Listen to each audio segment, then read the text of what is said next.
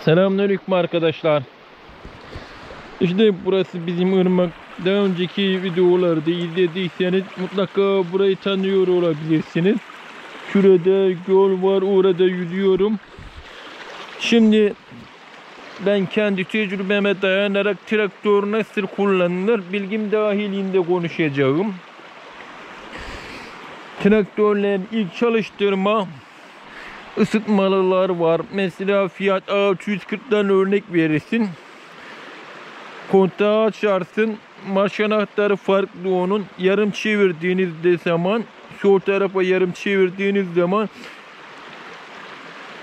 akü lambalarında, yani uyarı lambalarında volt düşme olacaktır. Bu da ısıtma devrede demektir. 10-15 saniye gibi ısıtma yaptıktan sonra 10 saniyede yeterli olabilir. Marş basarsınız, çalıştırılır.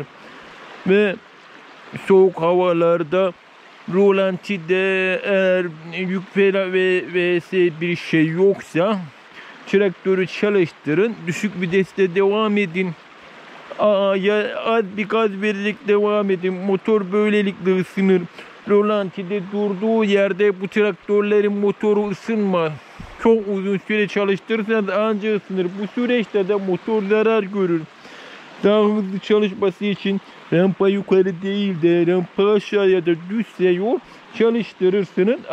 Düşük viteste motoru yormadan, zorlatmadan devam edersiniz. Böylece o kendi sıcaklığına, normal sıcaklığına ulaşacaktır.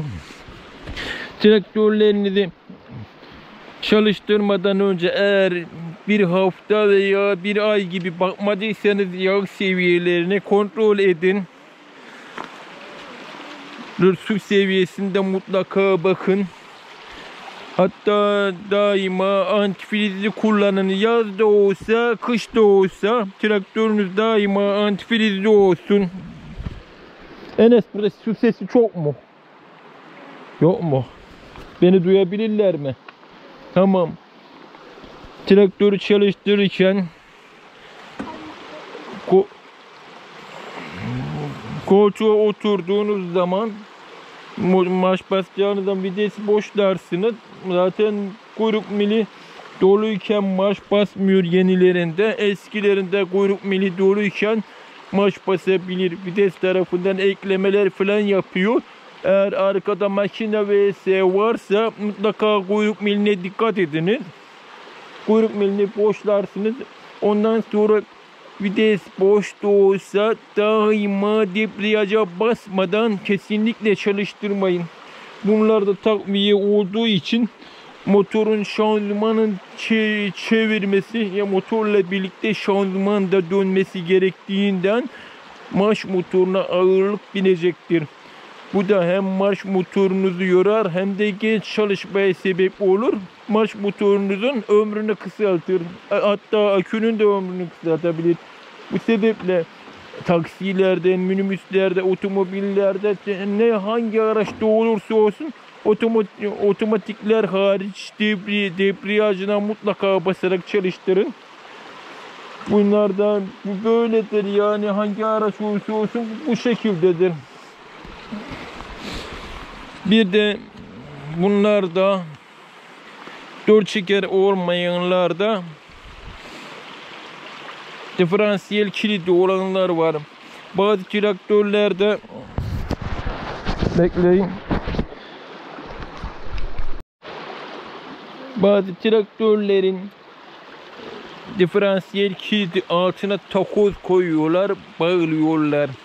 Bu tamamen gereksizdir. Yalnız bilmeyen biri basar diye korkuyorsa o başka, ama diferansiyel kilit devreye girdiği zaman traktöre bir zararı yoktur.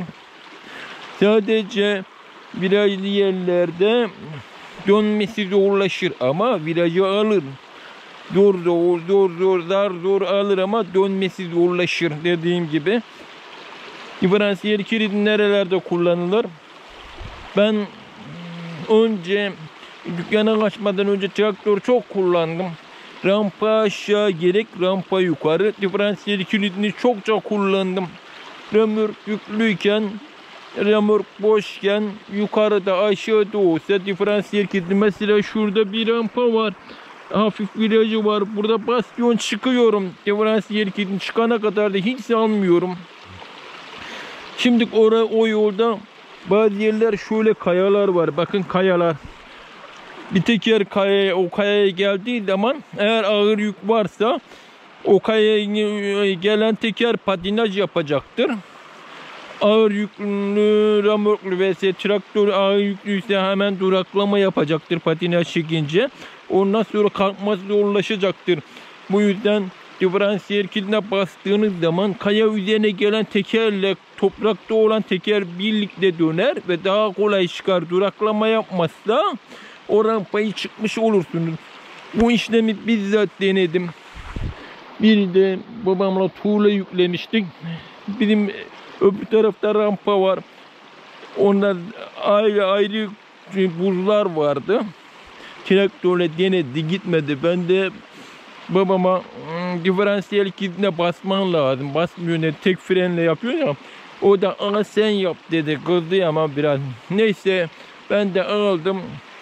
Virajı döndükten sonra diferansiyel kilidine bastım gaza. Bu tarafa gelen teker patinaj çekmiyor. Çünkü öbür tarafta çamur tarafa gelen var. O yüzden rampayı da çıktık. İşte ben diferansiyel kilidini tecrübe edinmeden kafadan sallayarak atmıyorum. Bizzat denemiş, bizzat yaşamış biri olarak diyorum. Başka diferansiyel kilit rampa aşağı ise arkada ağırlık yük var mesela. Ağır yük motoru zorluyor. Tekerin biri, lastiğin biri yumuşak çamura geldiği zaman diğeri de sert çamurdaysa biri geri, diğeri ileri dönüyor. Böylelikle motor savrulup ya da dönmüş oluyor. Eğer böyle sağa veya sola dönerse remork da arkadan ağırlık bastırdığından devirebilir. Bu olayda bizzat yaşayanlar oldu. Bir de babam bizim tarlada ot yüklüydü. Babam abim de remorkun üzerindeydi. Kum yüklüydü. Çimenler rampa aşağı düşük bir deste. Bakın düşük bir deste. Rampa aşağı gidiyordu. Tekerin biri ileri döndü, biri geri döndü. Motor hızla kaymaya başladı. Ben de o aradan bir hamlede gidip remorkun arasına girdim. Traktörle el freni çektim. Traktör döndü. Bu esnada abim de remorktan atlamıştı. İyi ki bir şey olmadı. Bakın diferansiyel kilidine basmış olsaydı ikisi aynı hareket edecekti. Ağır ağır düşük tepkiye gidebilirdi. Eğer el freni çekmeseydi belki daha zorlayıp traktör dönebilirdi. Traktör devirebilirdi. İşte diferansiyel kilidi budur. O bahsettiğim diferansiyel kilidi buydu. Diferansiyelin içinde 4 tane dişli var. Bunlar tekerin biri yavaş dönüp diğeri hızlı döndü veya hiç dönmeyip diğeri döndüğü zaman devreye girerler.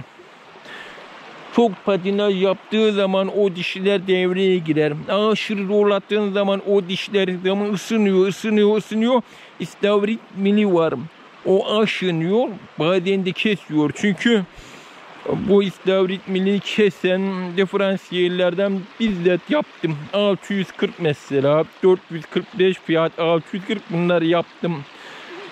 Dediğim gibi traktör tek teker patinaj yapmaya başladığı zaman o dişler devreye giriyor. Aşırı hızlı dönüp ısınma yapıyor, mil eğriyor ve kesiyor. Bunu başka ustalara da sorabilirsiniz. Hem tamir yapmış biriyim, hem de traktörlerle bu gibi rampalarda denemiş biriyim. Diferansiyel kilidini başka nerede kullanıyorum? Mesela baharda mısır ekeceğiz. Sallanın bir kısmına kemri gübrelenmiş, hayvan gübresi ekilmiş. Aşırıda çim var. Traktör pulluk kanalından bir tekeri pulluk kanalından gidiyor.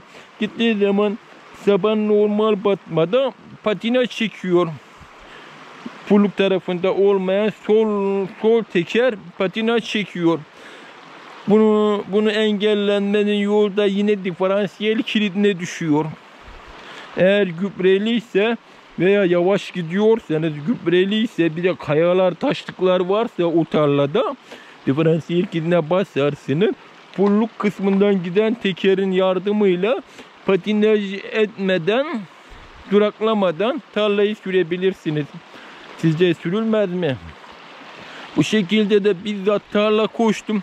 Ama en son traktörle maceralarımdan neredeyse 12 ila 15 yıla yakın traktör kullanmadım. Çok kullanmadım. Tabii pulluk çekmedim.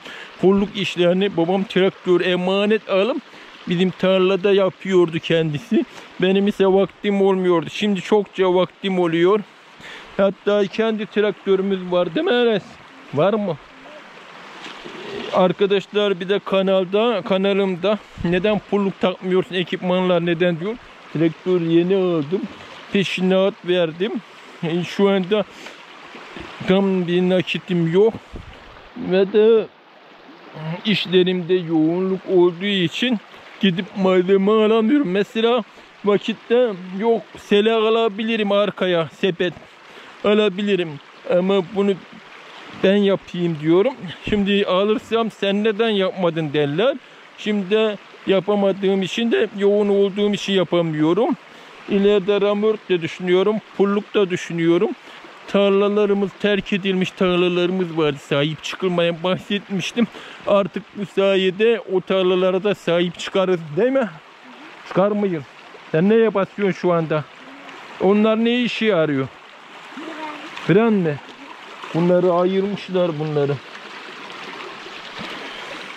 İşte bu şekilde diferansiyel kilidi kullanım için uygun bir yer yok. O gün zamanlara geldiğim zaman bizzat diferansiyel kilidinin önemini göstereceğim. İstersen bunlar araziden çıkarıp diferansiyel kilidi basıp sürdüğümü de göstereceğim. Neyse arkadaşlar. Irmağın ortasında video yaptım. Bakın şu uçurumu da görüyorsunuz. Belki anlatmıştırım, haberiniz olur. Şu tepeden de manzara seyrediyorum. Burası yeşillenince göreceksiniz. Size göstereceğim. Ölmezsek, hayattaysak, ben hayattaysam, siz de hayattaysanız mutlaka göreceğiz inşallah. Değil mi? Bundan sonraki videolarda inşallah görüşmek dileğiyle. Hoşça kalın.